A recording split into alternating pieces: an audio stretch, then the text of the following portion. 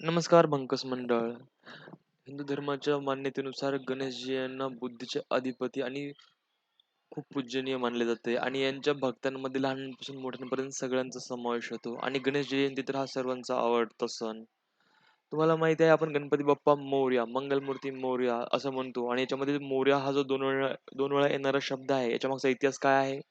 तर मोरया हा शब्द मोरया गोसावी यांच्या स्मरणार्थ वापरला जातो. ते गणेशांचे खूप मोठे भक्त होते आणि अशी पण आख्यायिका आहे, की गणेशांनी त्यांना स्वतः दर्शन दिले होते. कर्नाटक येथील बिदर येथे जन्मलेल्या आणि आपलं कार्य महाराष्ट्रातील मोरगाव, थेऊर आणि चिंचोड येथे पार पाडणाऱ्या मोरया गोसावी यांची आध्यात्मिकता खूप महान आहे.